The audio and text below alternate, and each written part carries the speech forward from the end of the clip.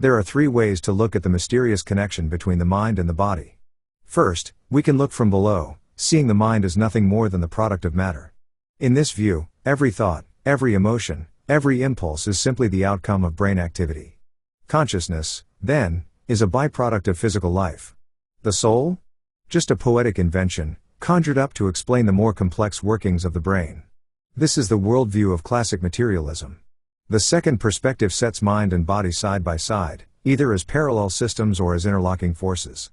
From this lens, mental states evolve alongside physical ones, like a dual current of life. This is the approach of most scientific theories, and the one that quietly runs through much of everyday thinking. But the third point of view is different. Here, the observer lives within the inner world, looking outward through the windows of the soul. From this vantage, the mind isn't just a bystander to physical life. It's potentially the master. The soul, in moments of clarity or crisis, awakens.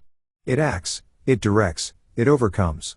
Some of humanity's finest achievements, boldest ideas, and acts of will are born from this conviction, that the soul can rise above, and shape, the life of the body. It's tempting to dismiss this view as idealistic or unscientific. But pause. Think. What do we truly know of the world, if not through consciousness? Every object, every interaction, every sensation is filtered through the mind. The materialist must prove that reality exists beyond this inner experience, not the other way around. Yet it's not enough to philosophize. To live from the inner life is to practice it. To test it. It demands a deeper discipline than theory alone. It demands self-awareness. Self-mastery. Here's a simple example. Imagine a sudden ache, a strange sensation in the body. Fear begins to creep in, perhaps the shadow of a dreaded illness. For one who has no command of the inner life, panic takes over. The sensation is magnified by the imagination. The mind rushes to a doctor. But the diagnosis, though helpful, is still shaped by what the patient reports, an experience already distorted by fear. Now imagine someone else, someone trained in self-awareness. The same ache occurs. But instead of fear, they meet it with calm. They pause, observe, and choose how to respond. The emotion is acknowledged but not allowed to spiral. Control remains. And often, that control makes all the difference. This is not to say that mental power can always replace medicine. But it does suggest that the quality of our inner life deeply affects our health. In moments of stress, our minds can inflame our suffering, or help us move through it. Today, few deny the importance of physical health. But far fewer understand the hidden forces of the mind that shape our well-being. That's the purpose of this book, to bring those inner dimensions into the light. The inner life here means our stream of consciousness, our thoughts, beliefs, emotions, and intentions. Not just the surface chatter, but the deeper currents, our habits of thought, our buried fears, our deepest convictions. Health, in this view, is not merely the absence of illness. It's harmony between mind and body, balance, awareness, and purpose. Each of us lives a life shaped from within. To discover the nature of that life is to uncover the sources of our behavior, the roots of our choices. The physical sciences may offer general rules for the body. But the art of mental health is individual. It requires a more intimate kind of knowledge, self-knowledge. This book assumes you've chosen that path. That you're willing to explore from the inside out. The ideas ahead are not mere theories to believe or reject, they are to be tested against your own experience. The art of health, ultimately, is the art of life itself. It's not about denying the body, or ignoring past wisdom. It's about seeing clearly, understanding how the mind shapes the body, and how the soul can rise to guide them both. You don't need to begin from scratch. This investigation has been underway for more than half a century. The mind cure movement, once dismissed as a fad, has endured. Its history is rich with stories, of healing, of awakening, of lives changed not by pills or procedures, but by new understanding. Of course, not all mind cure theories are equal. Some are exaggerated. Others drift too far from grounded reality. But within the movement is a powerful, lasting truth, that the mind plays a profound role in our well-being. To understand that truth, we must return to the roots. To the earliest thinkers, like P. Quimby, the first to practice mental healing in America. He was not a theorist, but an explorer. His insights came from lived experience, and his goal was clear, to uncover the real causes of suffering, and guide others toward freedom. Unlike later versions of mind cure teaching, Quimby's approach was not about blind affirmation or mystical denial. It was about understanding, seeing clearly how beliefs shape perception, how perception shapes emotion, and how emotion affects the body. He did not reject the material world. He sought its meaning through the lens of spirit. The movement that followed has evolved, sometimes drifting, sometimes deepening. Its most rational forms emphasize healing through knowledge, not superstition. They call us back to the basics: attention, reflection, and the willingness to see the truth, however uncomfortable. This book is not meant to convert you. It's meant to inform, to illuminate, and to spark your own investigation. It's for the seeker, the skeptic, and the sufferer alike. It's for anyone ready to step beyond dogma and into the inner life. Because health is not just something we possess. It's something we create, from the inside out. The origins of Mind Cure. Mind Cure, in one form or another, is as old as belief itself. Long before it had a name, humanity placed power in the unseen, in the whispers of spirits, in the will of gods, in the subtle force of thought. Primitive peoples believed illness stemmed from soul misalignment or spiritual forces, and they sought healing through ritual, suggestion, and mental projection. The idea that mind affects matter is ancient. The principle that like affects like appears in both ancient ritual and modern psychology. Even today, anthropologists report that some indigenous tribes believe in long-distance mental influence, what we now call telepathy. In ancient villages, a wife might act out a warrior's battle from afar, believing her thoughts could give him strength. The past echoes into the present.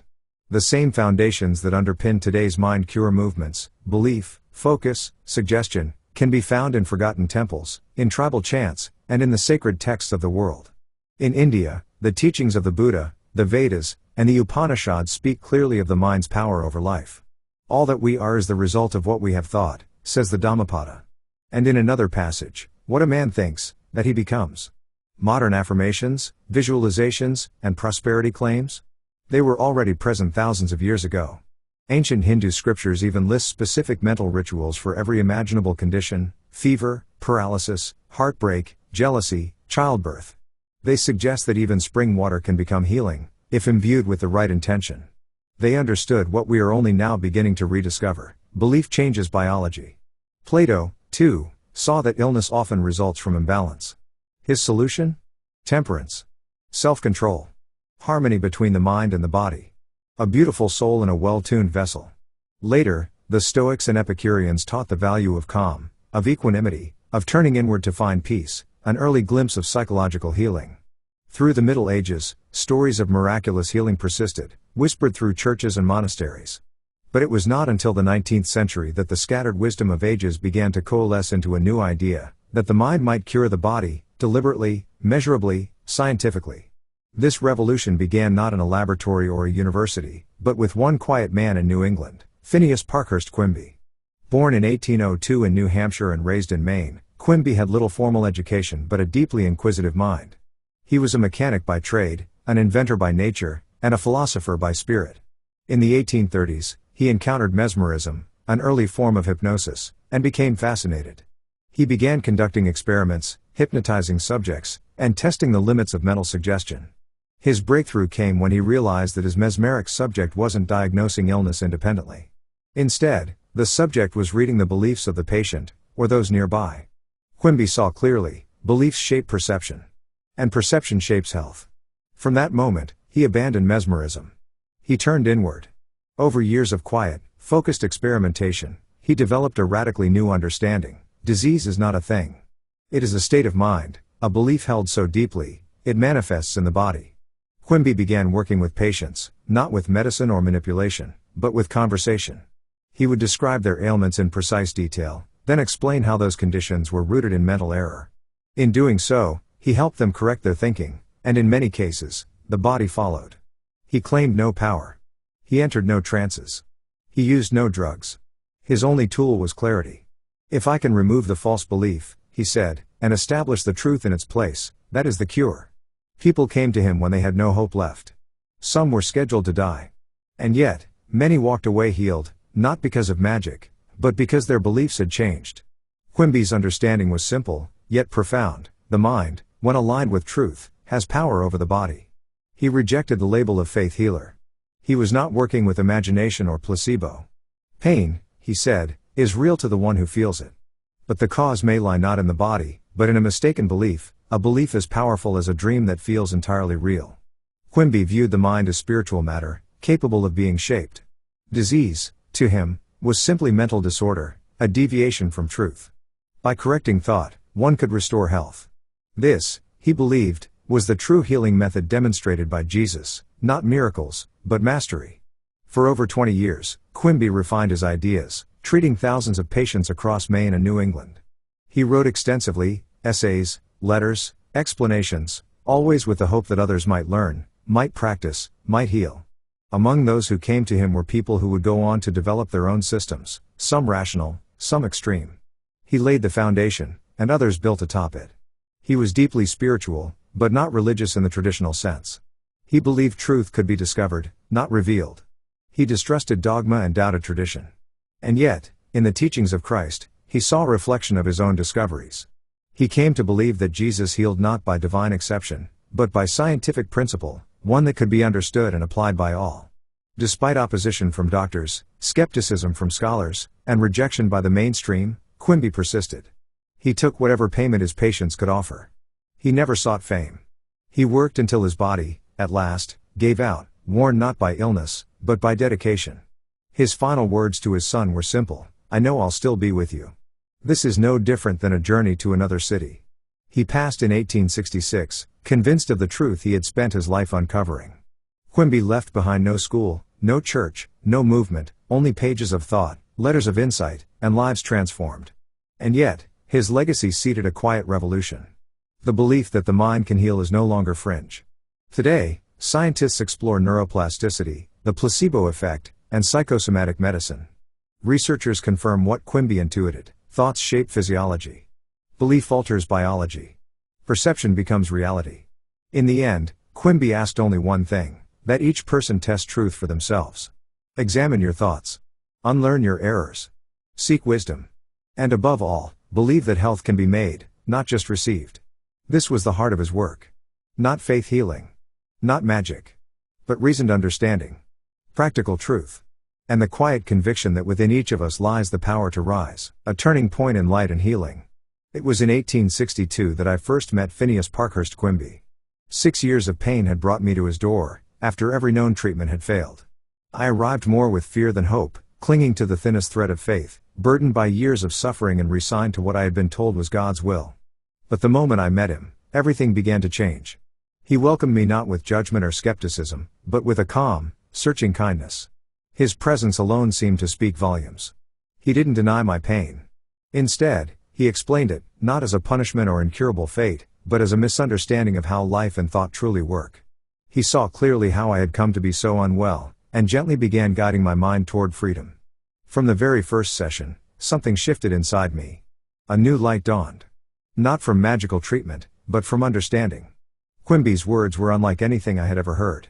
"What we believe, we create," he said. And slowly, I began to believe differently. Each day, he explained a little more, how fear, opinion, and belief can shape the body and imprison the soul. And how truth, once seen, can dissolve disease like sunlight melts away fog. His presence was extraordinary. He radiated confidence without ego, wisdom without judgment. In his waiting room, I watched people who had arrived on crutches walk out without them. His patients came from across New England, most having been given up by every other doctor. Yet in his care, they found something medical science couldn't offer: the restoration of hope. Quimby didn't use affirmations or formulas. He didn't apply a one-size-fits-all theory. Instead, he met each person exactly where they were. With a musician, he spoke in metaphors of harmony. With the deeply religious, he drew on scripture. But always, the aim was the same: to separate the person from the belief that had taken them hostage.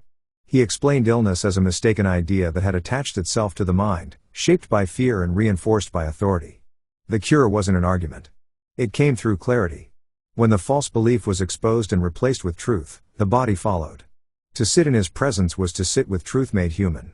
I remember vividly the moment I saw it all clearly, how every doctor's opinion, every fearful diagnosis, had piled weight upon my soul.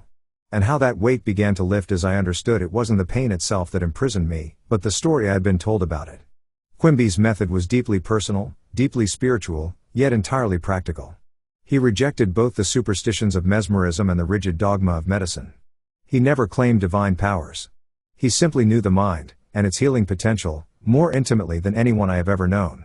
He once wrote, "Disease is a deception, passed from generation to generation, until it becomes part of life itself. But when we see through it, we are free." And this was always his goal, not to heal only the body, but to awaken the mind. To show each soul that their prison was never locked, that the key had always been within, the science of life and happiness. What do I call my cures? Quimby once asked. The effect of a science, because I know how I do them. His healing work was not mystery, not magic. It was the result of understanding, a practical philosophy he called the science of life and happiness. Quimby believed that truth could be discovered, tested, and lived, not handed down through dogma, but through direct experience. He spoke of two realms, one built on opinion and error, and another grounded in eternal truth. One changes constantly, the other is fixed and universal. All suffering, he taught, stems from confusion between these two realms. We mistake error for truth, fear for fact.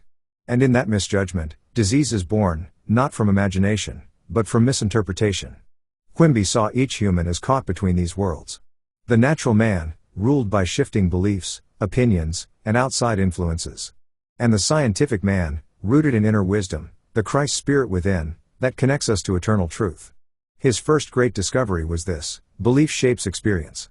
Like early civilizations misread thunder as the wrath of gods, we misinterpret physical sensations and create diseases that did not exist until we believed in them. The doctor's opinion, the minister's warning, a friend's fear, they can all become blueprints for illness when accepted as truth. Quimby never denied that people were truly suffering. Pain is real to the one who feels it. But its origin often lies not in the body, but in the mind, impressed upon it like an image on a photographic plate. He called this impressionable part of the mind spiritual matter, not material in the physical sense, but substance-like in its responsiveness. Thoughts planted in this soil take root and grow, shaping our health, our lives, our reality. To illustrate, he told the story of a woman who feared she had consumption. Her doctor told her so. Her friends confirmed it.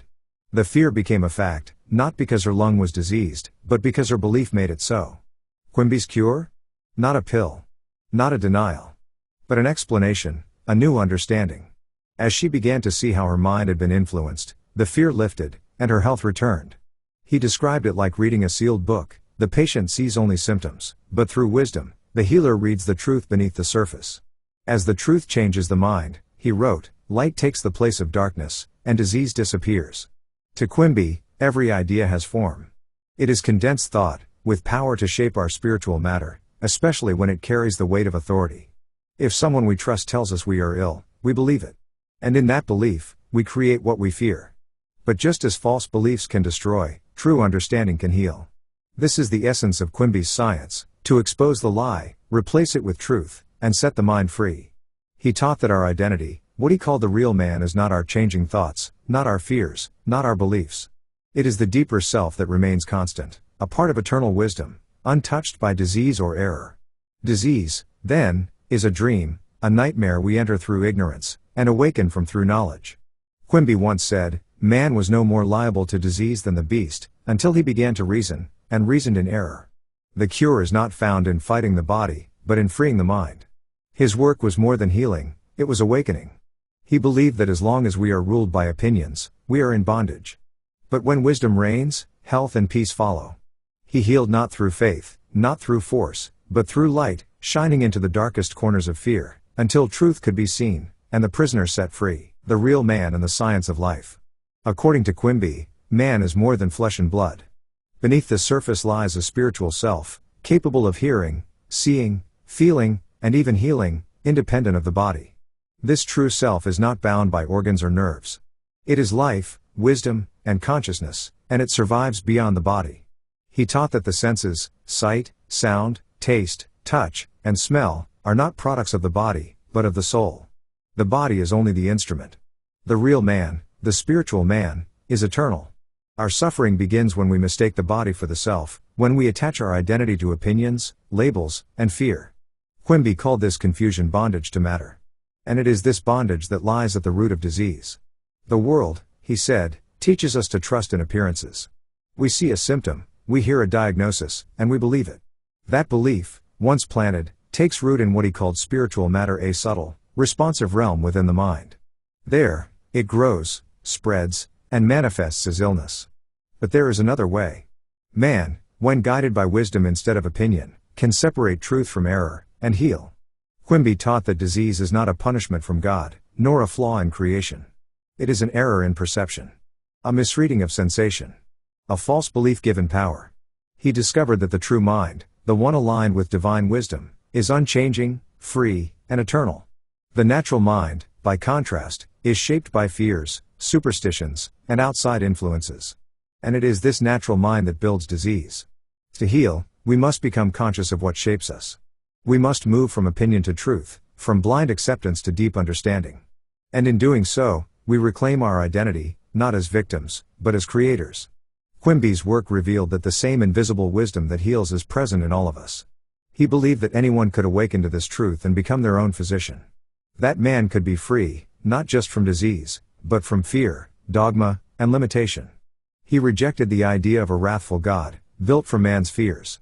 For Quimby, the true God was love, wisdom, and light, always present, always guiding.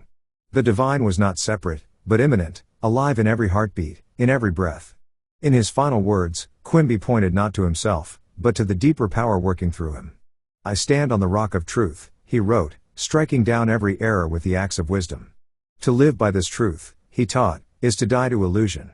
To rise from the caterpillar of fear into the butterfly of wisdom. To leave behind the old self shaped by opinion, and awaken into life shaped by knowing. This is the science of life. Not a theory. A way of being, a science of life, Quimby's legacy. Phineas Parkhurst Quimby was more than a thinker, he was a pioneer of healing. Alone, and in the face of medical skepticism, he dared to ask a question few had seriously considered: could the mind, rightly understood, cure the body? His answer wasn't speculation. It was proof, demonstrated in hundreds of cases. He worked tirelessly, not just to theorize, but to test, refine, and live what he came to call the science of life. He began with a bold premise: human life is mental before it is physical. Most people live caught in webs of opinion, fear, and habit, unaware that belief shapes biology. Much of our illness is born not in flesh, but in thought. Beneath our conscious minds lies a deeper field, where emotion, memory, and invisible social forces silently govern our lives. But Quimby didn't stop at psychology. Man, he taught, is not merely a mind, he is a soul. An eternal being, with spiritual faculties that function independently of the body. When these higher powers are awakened, man becomes receptive to something greater than himself, divine wisdom. From this wisdom comes true healing. He discovered that when he sat beside a suffering person, he could perceive not just their symptoms, but the deeper cause of their pain, fear, false belief, emotional trauma. And by gently explaining the truth, he would often see the body begin to recover. "The explanation is the cure," he said. "Not because words are magic, but because truth is.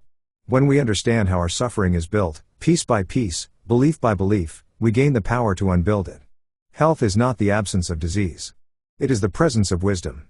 Quimby's great breakthrough was not just the recognition of mind's power, but the practical use of that power in real life. He took ideas that philosophers and preachers had discussed for centuries, and proved them in the body. Spirit, he showed, was not far away. It was here. Now. Acting through thought. This idea changed everything. To heal without medicine. To overcome chronic illness through understanding. To replace fear with truth. Quimby's method wasn't religion. It wasn't therapy. It was a new mode of life. And like all revolutions, it sparked others.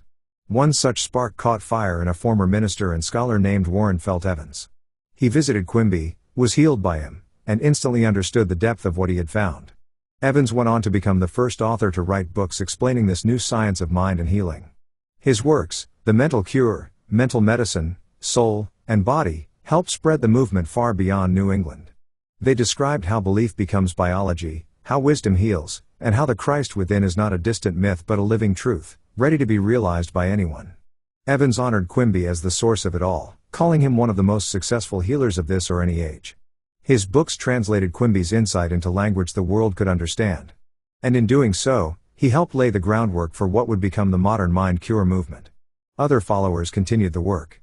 Julius and Annetta Dresser brought Quimby's methods to Boston, teaching classes, healing the sick, and emphasizing that this wasn't faith healing, it was understanding. They called it what it was, the Quimby system of mental treatment.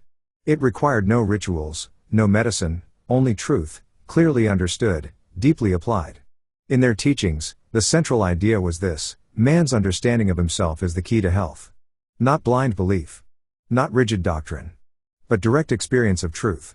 They taught that disease is often the result of error, of ideas planted in the mind through fear, opinion, or false teaching.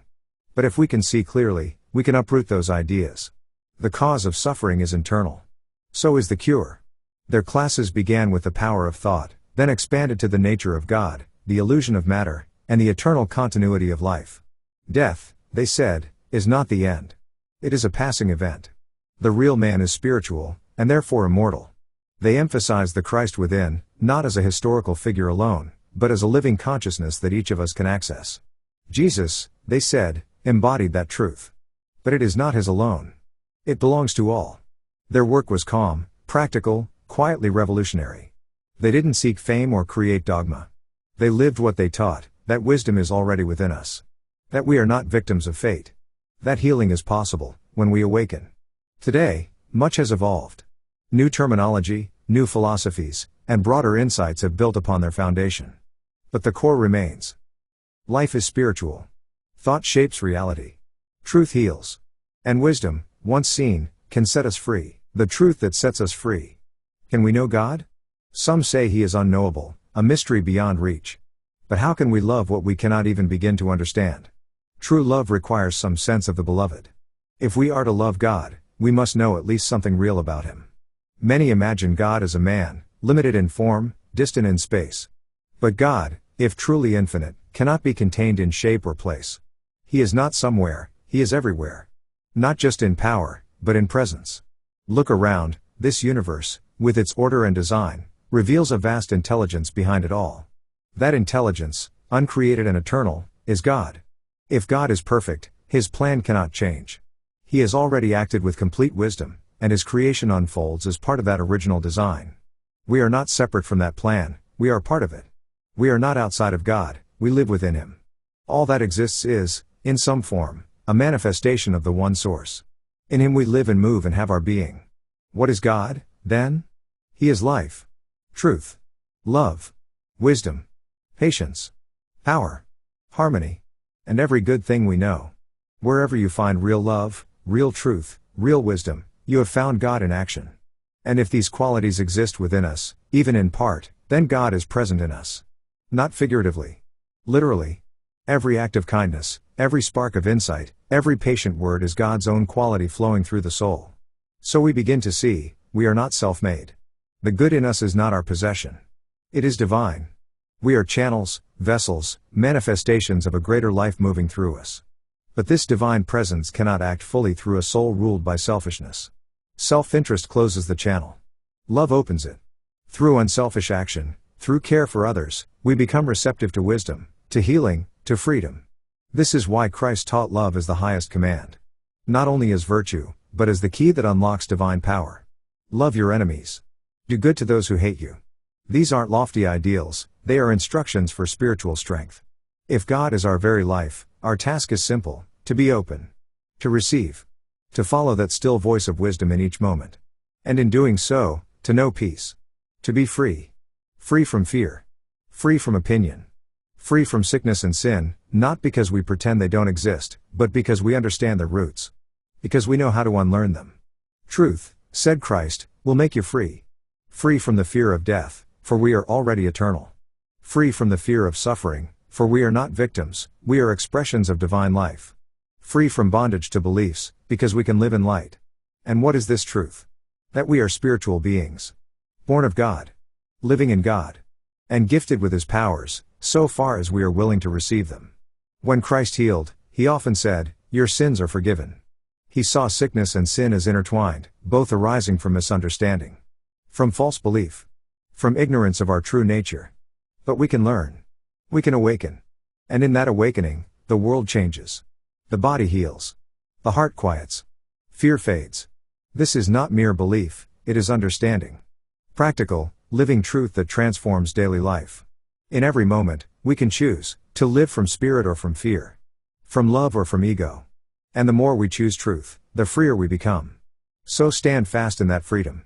Don't return to the yoke of fear, of opinion, of limitation. Because once you know who you really are, once you feel the life of God flowing through you, you'll never want to live any other way. The power of thought and the healing mind. Our lives are shaped by the ideas we accept. Whether we realize it or not, each thought we dwell on leaves its imprint, on our emotions, our health, our actions. And the more we believe a thought, the more real it becomes to us, no matter how false it might be. Belief carries weight. It moves the body, changes our behavior, and can even shape our physical state. A medical opinion, a rumor, or a careless word can set off a chain of inner responses as powerful as any real event. The body responds not only to what is true, but to what the mind accepts as true. Most people live under the quiet influence of opinions, fears, and inherited ideas. Without realizing it, they think, feel, and act in ways that reflect the beliefs of others, parents, priests, doctors, or society at large. And in that mental atmosphere, they suffer, not always from reality, but from their interpretation of it. Yet the opposite is also true. One clear, inspiring idea can lift the entire self. A mother rises above fatigue for her child. A friend forgets pain in the joy of helping another. A deep sense of purpose silences complaints and awakens strength. Change the mind, and the life begins to change. Each of us is governed by ideas, by focus, habit, and attention. Whether in fear or creativity, doubt or faith, the mind creates a direction, and the body often follows. A single dominant thought can become a rut or a doorway. So, what if we learn to direct that power wisely? This is where healing begins. The mentally unwell often suffer not just from the original thought, but from the spiral of thoughts it attracts. Fear breeds more fear. Anxiety invites more anxiety. Thought builds momentum. And unless stopped, that momentum can shape the course of our lives. But there's another current, calm, steady, wise. The part of us that remains when we're not forcing, not struggling. The subconscious mind, always listening, always absorbing. It works quietly, receiving the ideals we feed it, shaping our habits, guiding our dreams, and often opening us more deeply to the spirit than our waking thoughts ever could.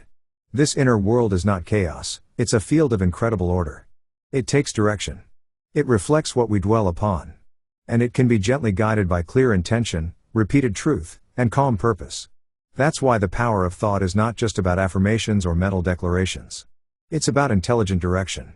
It's about choosing what to focus on, what to believe, and what to release. It's about building a mental atmosphere where healing becomes possible. Still, thought alone is not omnipotent. Thought, without will and spirit, is a drifting wind. But thought, directed by soul and grounded in love, becomes power. It becomes a tool of healing, growth, and transformation. We must learn to recognize harmful thought patterns before they take hold. Just as disease can be rooted in belief, so can wellness. A kind word can uplift a sick friend more than 100 warnings. A gentle change of perspective can redirect a life. To grow in this understanding is to take responsibility for the climate of your mind. It's to become the gardener of your own soul, pulling out the weeds of fear, planting seeds of hope, and nurturing the soil with compassion and wisdom. And beyond this, there is spirit. The real source of healing is not the thought itself, but the spirit behind it. A wisdom greater than ego. A power that moves through us when we are willing to listen, to trust, and to align.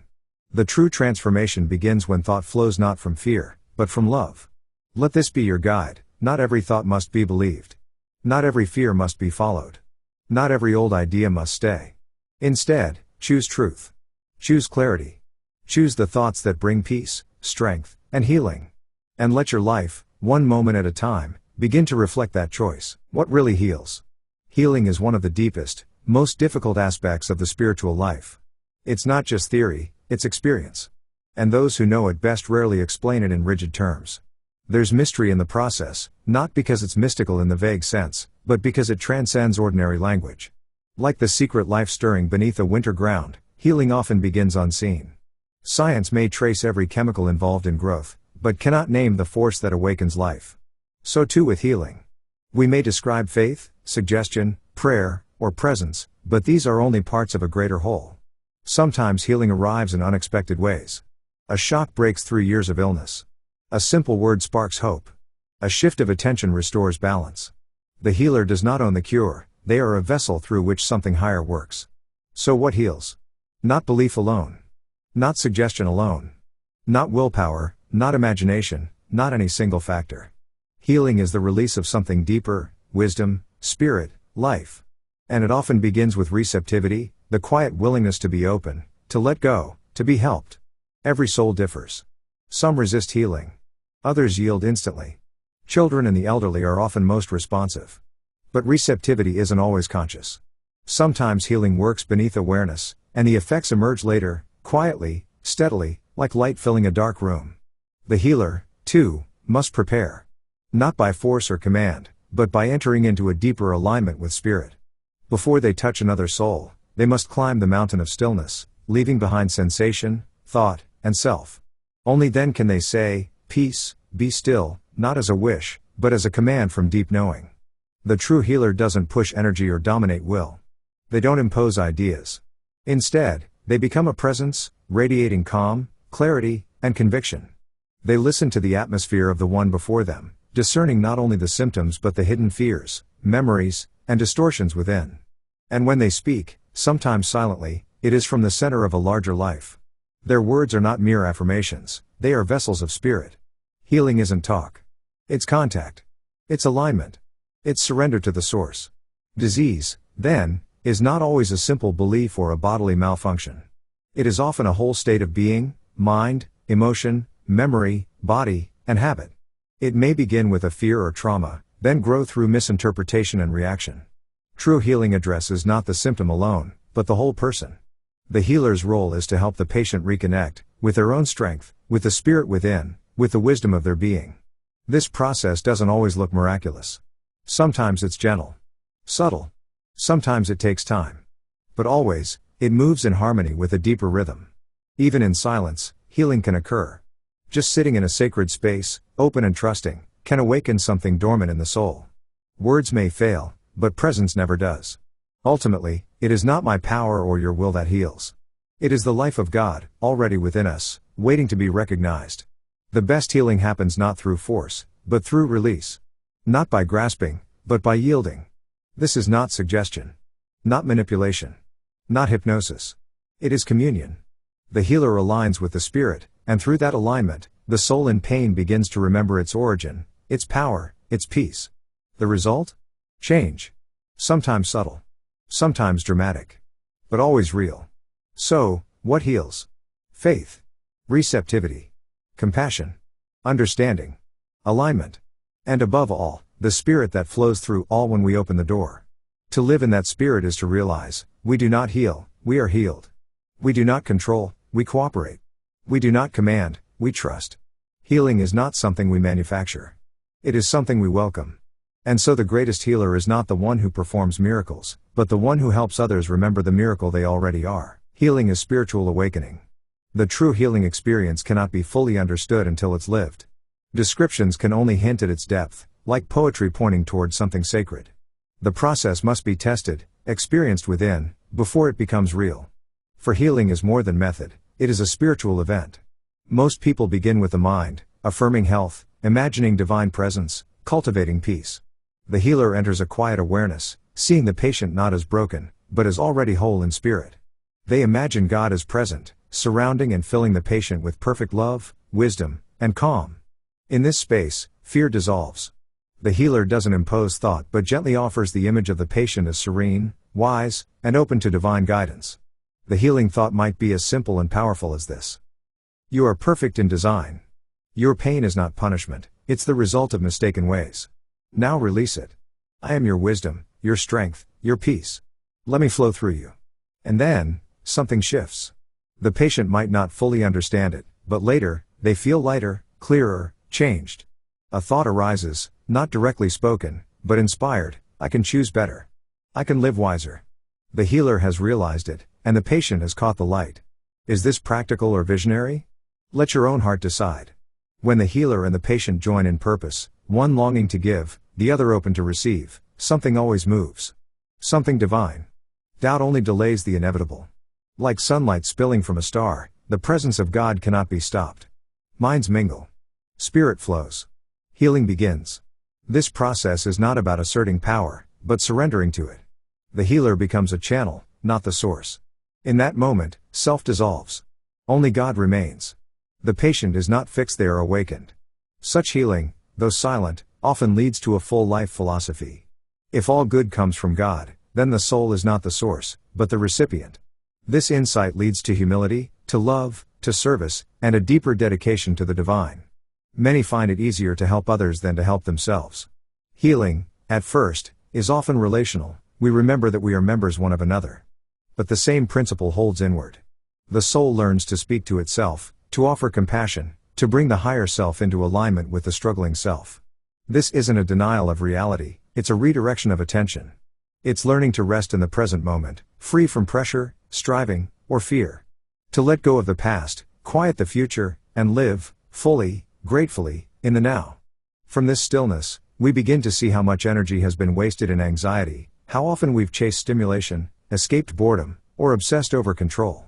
And now we learn to pause, to breathe, to trust, to rest. True healing begins in this rest. And it deepens when we accept ourselves as immortal souls, perfectly placed, eternally guided, already enough. Nothing urgent. No time to race against. No place holier than here. No power greater than what dwells in the present moment with God. The soul is not just becoming, it already is. It carries the divine image. It has weathered storms of fear, doubt, and pain, and yet remains at peace, in its deepest center. To live from this center is to stop reacting, and to begin choosing. Choosing thoughts that build strength. Choosing peace instead of panic. Choosing to detach from fear and turn attention to light. Even discomfort can be disarmed, not by force, but by redirection.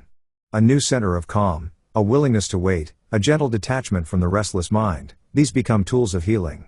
Affirmations can help, but only when grounded in truth. Abstract claims without understanding are hollow. The healer must respond to the unique soul before them. Intuition, not formula, is the guide. For healing is not repetition. It is not the will's command. It is listening. Surrender. Alignment. The most powerful healing often arises when the intellect is quiet, and the healer holds a space so deep that the spirit moves without words. This is where true transformation happens, not through effort, but through presence. And in those rare, sacred moments, healer and patient alike feel the same quiet truth. It is not I, but the Father within who does the work. This is the highest purpose of healing, not just to ease pain, but to awaken the soul to its divine origin. To remind us that we are not alone, not forgotten, not broken, but part of something eternal. Something beautiful. And in that remembering, we are made whole. Each chapter of this video is a doorway, inviting us to look deeper, think clearer, and live more consciously. If something here spoke to you, sit with it. Revisit it. Let it work in you. And if you believe these ideas can bring light to others, share this video, subscribe for more, and join us as we continue exploring the wisdom within. This is more than some knowledge, it's a way of becoming.